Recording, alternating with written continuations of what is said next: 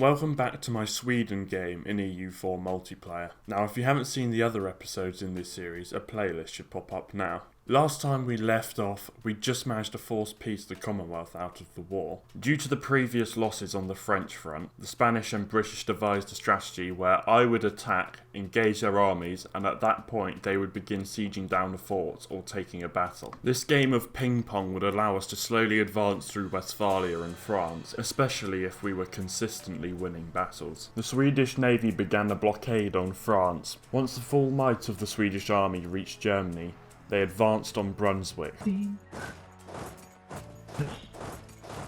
Oh, he's battling me. Chuck him in, Ryan. Hey, well, hang on. Just... As the battle raged, the Swedish Second Army attempted an interception in Hanover, but was too slow. The problem was the Swedish commander wasn't used to the faster moving combat of Western Europe. The slow reinforcements meant that the main body was shattered before the bulk of the army could reach the province. One of these reinforcing stacks arrived late at the field and was dismayed to find the entire Westphalian army there. Luckily, the Swedish Second Army stationed in Hanover marched to the field and managed to cover the retreat of the exposed infantry. That was... Did it... Oh, it's because it's on 3 speed now, by the way. Do you get mercs? Just recommend. I have a stack of mercs. Because don't forget, they've got mercs too. No. I don't know where my stack of mercs is actually. I think I might have died. Oh, I've got 40k in Jayland. They seem to be... I just got 20% morale then. Guys, I've lost my mercenaries. There we go. No. Another Swedish advance on Brunswick was met with a similar result. The Westphalian army, now supported by some Italian and French armies, defeated the Swedes once more after the reinforcements did not reach the battle in time once again. The commander of the Swedish rearguard was promptly fired after this, and a portion of the army was saved once more by the commander of the Swedish Second Army. I now undertook some reinforcement reforms. Right, forced march. Oh no, not on yet. Forced march. Forced march.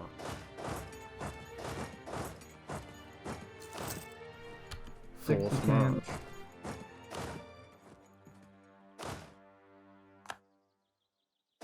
Forced march. Oh my god, attrition. Rob. And another one now, I would as well. Just for the morale purposes. I might pop this fort, and then it's on to the capital. Oh, it's gonna be close. Nice, Rob, you got this, you got this. Unlucky. Yeah, that's just that. We lost that on morale, I think. They had just more morale. Oh. No, I sent that one.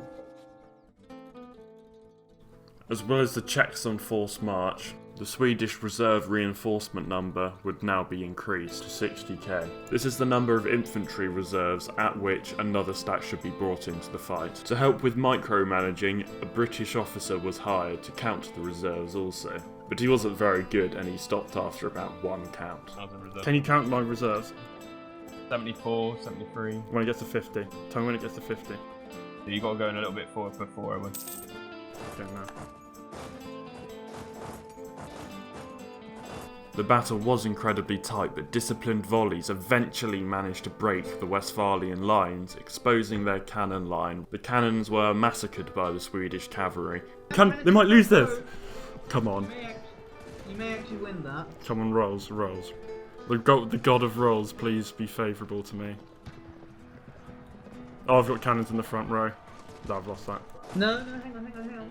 The victory here allowed me to siege down parts of Westphalia, however it was also coupled with a defeat on the French front. Fort now. Well done, George.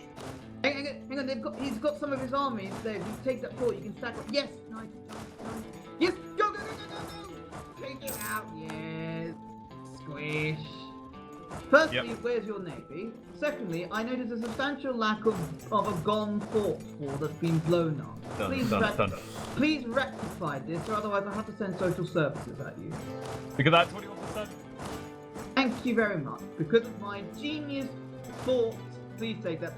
Please take that before we can reinforce. Oh my god, I just see them hiring mercs straight away. Uh-oh. Right. Get men in there. Get men in there now. No. No, yeah. Oh yeah, I just popped defensive ideas. No, what the fuck? Rebels are sieging this fort and for some reason I can't go onto my own fort because it's blocked by another fort. Thanks to the fort gods, the Swedes could not move onto the fort which the rebels were sieging, so instead they had to move south and siege down Erfurt if they hoped to hold on to their gains. The Westphalian army attacked once more. There was a problem. The servant of the Swedish commander had forgotten to put a log on the fire and it had gone out. Now consequently, this meant he had very, very cold hands. Now this actually meant that he accidentally hit the right click button on his martial baton, we'll say, which retreated his army out of the battle. Consider that. Oh my god, he accidentally retreated out of the battle instead of reinforcing.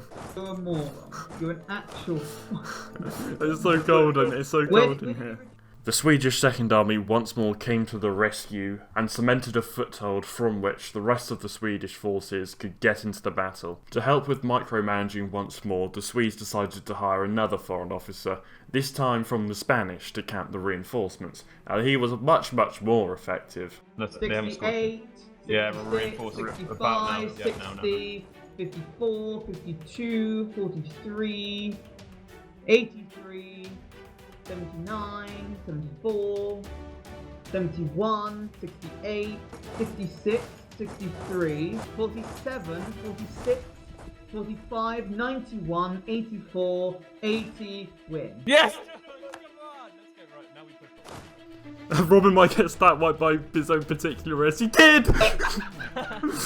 The battle was won. They just did not bring enough men to defeat the Swedish army. But the victory was Pyrrhic in the sense that the Swedish retreat had allowed for a resupply of the fort at Erfurt. This meant that the siege progress was reset and the rebels would also siege the fort which the Swedes had conquered in the previous year. Despite the Spanish advisor...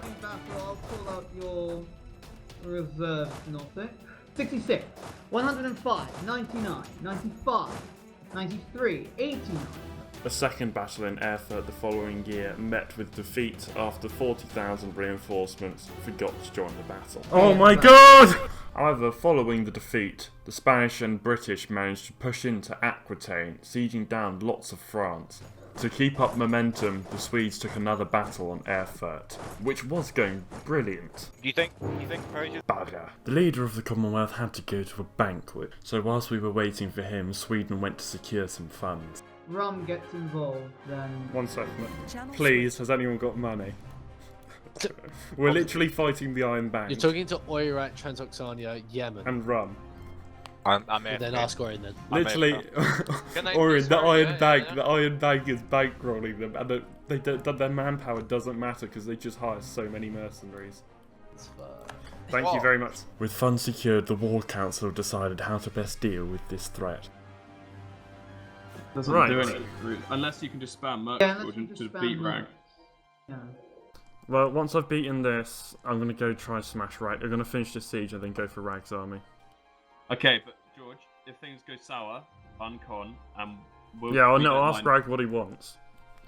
Yeah, ask Rag ask Rag what he wants and if he wants to renew the alliance. With the option of unconditional surrender seeming quite daunting, the Swedish army took a defensive stance as the Texas and Commonwealth stacks swarmed into Bohemia.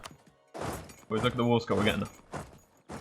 Yeah, after about nearly 20 years, but still... Oh, there we go, Perigo. Right, the armies of the Commonwealth and Texas were spread quite thinly. Now this allowed the Swedish First and Second Army to start multiple battles against much smaller opponents, causing massive casualties. The victories convinced the Commonwealth and Texas to regroup in Silesia, and on the French front, the British and Spanish had just won a very, very narrow victory. This allowed them to move into northern France. And you'll never guess what the colony of Willand did to my ships that had been shelled by French shore batteries for the past year.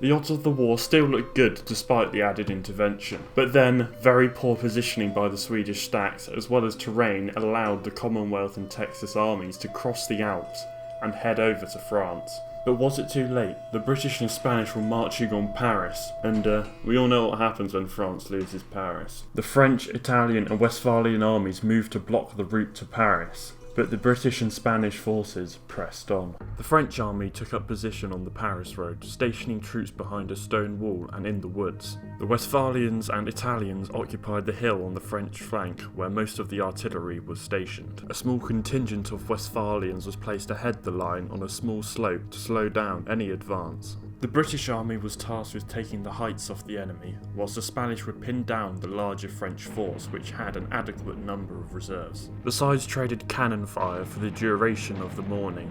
The British and Spanish commanders used this time to thoroughly plan the assault and relay orders to the commanders of each unit. The British army moved forward at noon. They soon overwhelmed the forward contingent of Westphalians. The British advanced under withering fire towards the position on the hill. The British light artillery was swiftly redeployed to the incline they had taken earlier to better support the main assault. Once in range, the Redcoats traded volleys with their adversaries. The Spanish then moved forward to prevent the French from reinforcing the hilltop position. However, this failed as the strong defensive position prevented cavalry attacks from being successful. Furthermore, the strong defences meant that less men were needed to hold off the Spanish, allowing the French reserves to redeploy to the hill. The battle for the heights turned into a brutal slog, with neither side gaining much of an advantage. However, the British were suffering heavier casualties due to their attacking stance. The commander of the Spanish cavalry attempted to lead a swift assault round the French position and through the woods. The Spanish cavalry were met from volleys by hidden French musketeers in the woods and were soon turned back. The geography of the battlefield did not allow for much manoeuvre. The ammunition wagons began running low as the battle raged into the evening, with no side seeming close to capitulation. As dusk began to set in, the British grenadiers managed to rout a body of Westphalians after a stroke of luck when two of its leading officers were struck by musket balls, leaving it with inadequate leadership. The Italian cavalry managed to prevent a full breakthrough, but the defensive line was broken. As the British began applying more troops to the weakened section of the line, a large body of troops were seen emerging from the road to the east. They had marched to the field without drums to silence their advance. Could it be the British reinforcements needed to secure victory? A messenger was sent over, but soon came hurtling back with grave news. The vanguard of the Texan and Commonwealth army had reached the field. The British general wheeled what was left of his reserves and gave them a complex set of orders and a rousing speech. In now, Rob, in now. In. More.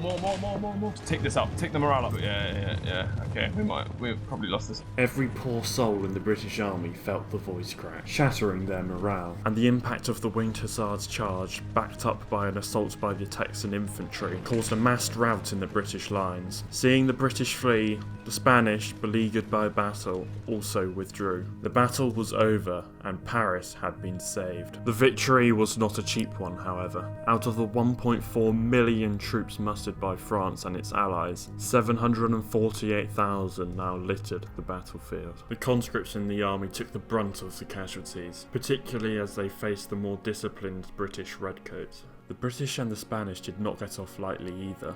Out of the 1.17 million men they committed to the battle, 590,000 were unaccounted for when they regrouped in Aquitaine. The Swedish army had attempted to blitzkrieg Westphalia, so they could link up with the British and Spanish. A poor battle then put a stop to this, and for some reason, the Swedish commander piled all of the Swedish reserve infantry into a battle where a stacker got caught out, meaning that a retreat from both battles was in order. Come on, let me retreat from this. If there's an I'm evil... here for a breeding woman, anyone able to provide. I gave you a beautiful. Yeah, she didn't Turkish fucking woman. come, okay? She saw me and she fucking ran away, so I still have no fucking... Harry, that is a bad sign because she literally has a fucking. It's a Turkish woman. You're that month that she ran away. But Through gritted teeth, the Swedish decided that an unconditional surrender to the Commonwealth would be the only thing that could win the war. The Commonwealth reclaimed all of the lands lost in a previous war, as well as additional lands such as Riga. The war raged on for 7 more years, with the remains of the Westphalian, French and Italian armies being defeated constantly. The war also led to a spectacular rise of a Great Khan in the east of Transoxania. Whilst the Commonwealth armies were in France, the Great Khan seized portions of the Commonwealth's eastern provinces, and in the dying days of the war, a horde moved into Sweden. Those underhanded rogues. It was then promptly moved out again. The idea of the unconditional surrender to the Commonwealth was that the value of the lands lost to the Commonwealth could be reclaimed from Westphalia. 25 years of war, 3.3 million dead Swedish men, all for 3 measly provinces. All we needed to do was click the co-belligerent button. Now the war was done, there were bigger threats. The Grand Sultanate of Rum, which had been facing internal problems for countless decades, was no longer a sultanate and was run by peasants. But now, Rum's internal disputes were resolved. But before any attention could be paid to them, the Commonwealth needed some attention paying to it. Join me next time to see how it goes.